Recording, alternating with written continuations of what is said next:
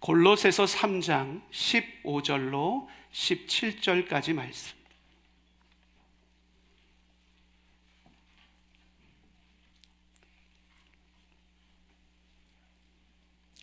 주신 말씀을 함께 봉독하도록 하겠습니다. 그리스도의 평강이 너희 마음을 주장하게 하라. 너희는 평강을 위하여 한 몸으로 부르심을 받았나니 너희는 또한 감사하는 자가 되라. 그리스도의 말씀이 너희 속에 풍성히 거하여 모든 지혜로 피차 가르치며 권면하고 시와 찬송과 신령한 노래를 부르며 감사하는 마음으로 하나님을 찬양하고, 또 무엇을 하든지 말에나 일에나 다 주 예수의 이름으로 하고 그를 힘입어 하나님 아버지께 감사하라. 아멘. 오늘 우리에게 주신 말씀을 통해서 감사는 삶이 되고 삶은 예배가 됩니다 라는 제목으로 함께 말씀의 은혜를 나누고자 합니다. 언제가 한 집사님과 대화를 하는 중에요, 집사님이 저에게 이런 고백을 하는 거예요. 목사님, 요즘 들어 내 삶의 자리 가운데 눈물이 많아졌습니다. 담임 목사로서 긴장이 되잖아요. 우리 집사님 안에 큰 슬픔들이 너무 많으신가? 그래서 그 슬픔의 눈물의 이유가 무엇인지에 대해서 제가 물었습니다. 그러자 그 집사님이 이렇게 말씀하세요. 그냥 너무 감사해서요. 설거지를 하는데요, 어느 날 수도꼭지에서 뜨거운 물이 콸콸 흘러나오는 것이 그렇게 감사하더래요. 아이들이 다투기는 하는데요, 그 아이들이 건강하게 오늘도 하루하루 자라고 성장하는 것이 너무나도 감사함이 되더래요. 현관문을 열고 들어오는 남편의 발자국, 그 하나하나의 소리가 너무 사랑스럽고 감사함이 되더래요. 이전에는 이 모든 것들이 일상의 한 순간순간에 불과했는데 어느 순간인가 이 모든 것들이 그냥 주어진 것이 아니라 하나님으로부터 주어진 축복의 선물임이 깨달아지니까 감사가 터져나오고 눈물이 마르지 않는 삶을 살아갈 수밖에 없다고 그 집사님이 고백하시더라고요. 여러분, 여러분의 삶에서는 이와 같은 경험을 해보신 적이 있으십니까? 특별한 일이 없을지라도 내 마음 깊은 곳에서 터져나오는 감사합니다의 이 고백, 여러분, 이 순간이야말로 하나님 나라가 우리의 삶의 자리 가운데 실제적으로 경험되어지는 최고의 복된 순간 아니겠습니까? 그렇다면 이 내면으로부터 터져나오는 이 감사는 무엇으로부터 시작할 수 있을까? 여러분, 오늘 사도 바울은 본문 15절에서 그 답을 우리에게 분명하게 알려주고 있습니다. 그리스도의 평강이 너의 마음을 주장하게 하라. 여러분, 여기서 주장하게 하라라는 것은요, 원어적 의미를 살펴보면 심판자가요, 어떤 한 경기의 승패를 결정내는 판결을 내리듯이요, 우리의 마음을 다스리고 우리의 삶의 방향의 기준점을 제시해주는 그것이 무엇인가라는 것에 대한 의미를 부여하고 있는 것입니다. 즉, 그리스도의 평강이라는 것이요, 우리의 마음의 모든 결정의 중심을 이루고 있다라면요, 우리의 삶의 모든 환경과 상황 속에서 우리는 오늘 감사하는 삶을 살아갈 분명한 이유를 가진 사람이 될 수 있다라고 사도 바울은 우리에게 선언합니다. 여러분, 그런데 우리의 현실이 어때요? 종종 우리는요, 그리스도의 평강이 중심을 이루는 삶이 아니라 우리의 기분 때문에 좌우로 흔들리는 삶을 살아갑니다. 때로는 우리의 삶의 자리 가운데 보여지는, 그리고 경험되어지는 상황들이요, 우리의 삶을 뒤흔들어 놓기도 합니다. 때로는 주변 사람들의 말과 주변 사람들의 평가의 고백이 들려지기 시작하면요, 그곳 가운데 우리는 들리는 소리로 인해서 절망하고 좌절함을 경험할 때도 있습니다. 그렇다면 이와 같이 그리스도의 평강이 우리의 중심을 이루고 있는 것이 아니라 기분, 상황, 들려지는 평가의 소리에 우리의 마음의 중심을 둔다면 오늘 우리의 삶의 자리 가운데 어떤 일이 펼쳐질까? 우리 안에 감사의 자리는 사라지고 그 자리에 비교와 서운함이 우리의 마음을 차지하게 됨을 우리는 기억해야 됩니다. 비교라는 것이 우리에게 이렇게 속삭입니다. 나는 왜 저 사람보다 부족하게 살아갈까? 열심히 살았는데 왜 저 사람보다 넉넉한 삶을 살아내고 있지 못할까? 오늘 내 삶의 자리 가운데 왜 저 사람보다 나는 칭찬받지 못하는, 인정받지 못하는 삶을 살아가고 있는가? 여러분, 이 비교가 우리의 마음을 다스리기 시작하면요, 어느 순간인가요? 우리의 시선이 하나님이 우리에게 허락해 주신 은혜 가운데는 눈을 감아버리고요, 상대방이 가지고 있는 모든 것들에 우리의 시선을 집중하는 삶으로 우리의 삶이 변해버리게 됩니다. 이와 같은 변화 속에 감사는 사라지고 우리 가운데 다가오는 것은 상실감과 열등감밖에 남지 않음을 우리는 분명히 기억할 수 있어야 됩니다. 때로는 서운함이요, 우리의 귀와 마음의 속삭입니다. 내가 이렇게 열심히 했는데, 땀 흘려 수고했는데 왜 그 누구도 인정하는 사람이 없는 거야? 하나님, 제가 정말 열심히 땀 흘려 기도했잖아요. 그런데 왜 다른 사람의 기도는 들어주시면서 왜 제 기도에는 아직도 응답하지 않으시는 것입니까? 여러분, 이 서운함은요, 우리의 기대가 충족하지 못하면 밀려오는 감정들입니다. 근데 그 기대의 기준이요, 나에게 있을 때 이 서운함은요, 배가 됩니다. 서운함이 확장되면 확장될수록 감사는 사라지고 그 자리 가운데 원망과 불평밖에 남을 것이 없게 되는 거예요. 이처럼 비교와 서운함은요, 우리의 삶의 마음에 그리스도의 평강을 잃어버리게 하고 때로는 우리의 삶의 질서마저 무너뜨리게 하는 악한 도구에 불과한 것임을 우리는 절대로 잊지 말아야 됩니다. 그러니 오늘 사도 바울이 뭐라고 우리에게 선언하고 있어요? 너희는 감사하는 자가 되라 라고 선언합니다. 비교할 것이 아니라, 서운해할 것이 아니라 너희의 모든 삶을 동원해 감사하는 자가 되라 라고 선언하고 있습니다. 여러분, 여기서 우리가 주목해야 될 것이 있어요. 오늘 사도 바울은 감사하라가 아니라 감사하는 자가 되라고 이야기를 합니다. 이것이 우리에게 주는 의미가 무엇입니까?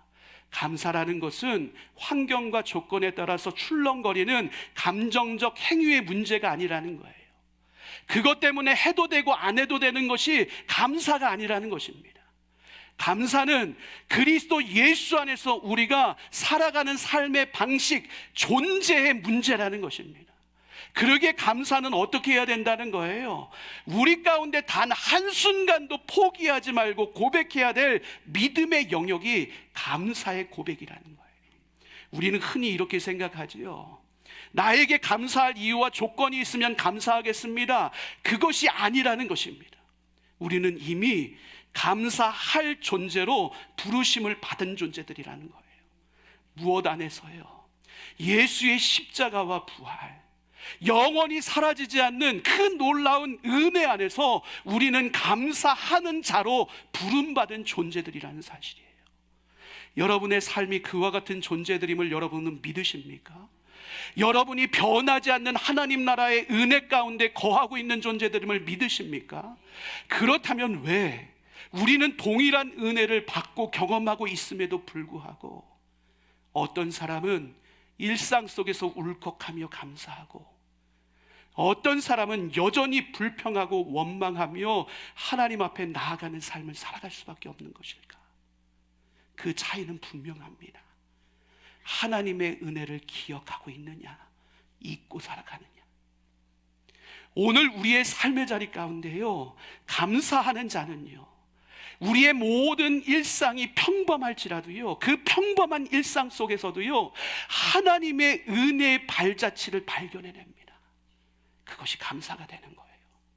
그런데 하나님의 은혜를 잊어버리면요, 삶의 일상 속에서 우리 가운데 주어지는 놀라운 기적들이 펼쳐질지라도요, 그곳 가운데 만족하기 어렵습니다. 더 채우고 싶고, 더 가지고 싶고, 더 많은 것을 소유하고 싶은 것이 우리들의 마음이기 때문에 그렇습니다. 즉, 진정한 감사는요, 우리가 무엇을 어떻게 어떤 방법으로 얻은 거에서 시작되는 것이 아니라 우리가 어떤 존재인지를 아는 존재 인식으로부터 진정한 감사가 시작될 수 있다는 사실을 우리는 분명히 기억할 수 있어야 됩니다.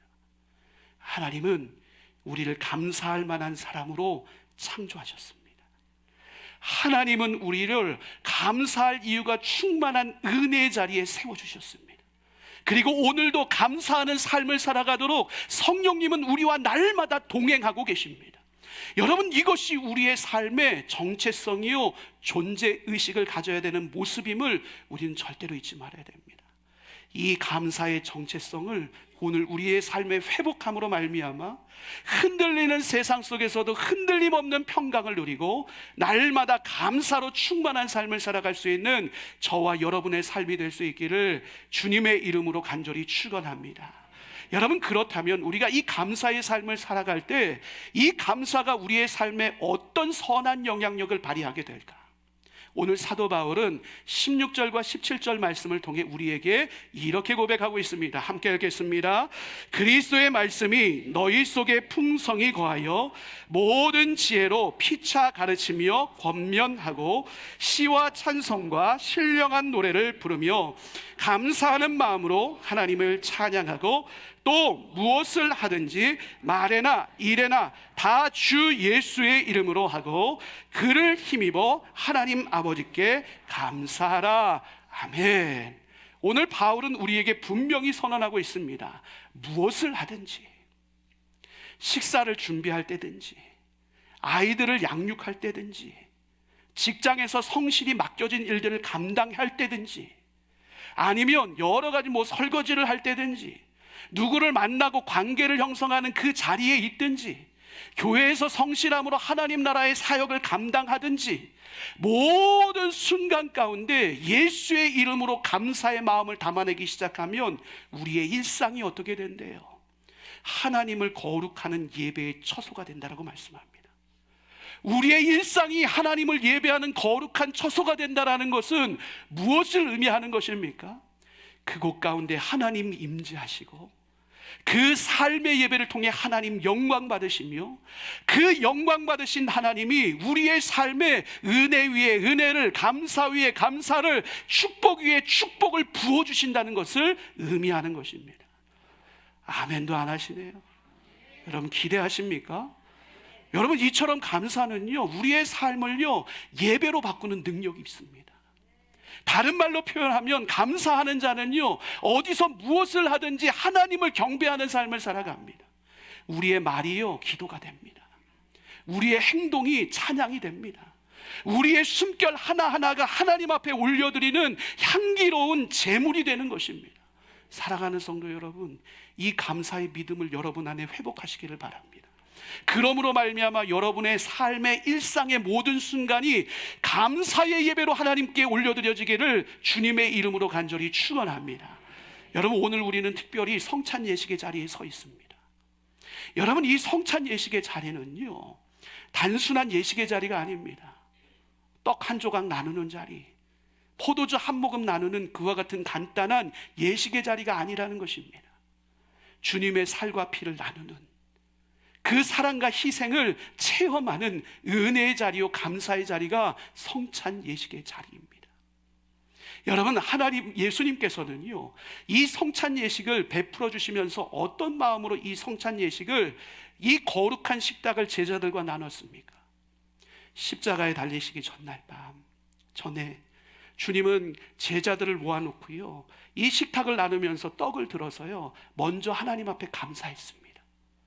누가복음엔 그 내용이 등장합니다. 뻔히 고통 앞에 서 있어요. 뻔히 배신할 제자들의 모습이 보인다고요. 그런데 그곳에서 예수님은 감사를 선택하셨어요. 그리고 자신의 떡을 제자들과 나눕니다. 여러분, 누구라도 피하고 싶은 자리 아니겠습니까? 누구라도 외면하고 싶은 자리 아닙니까? 누구라도 거부하고 싶고 누구라도 비난하고 싶은 자리가 그 자리 아니었겠습니까?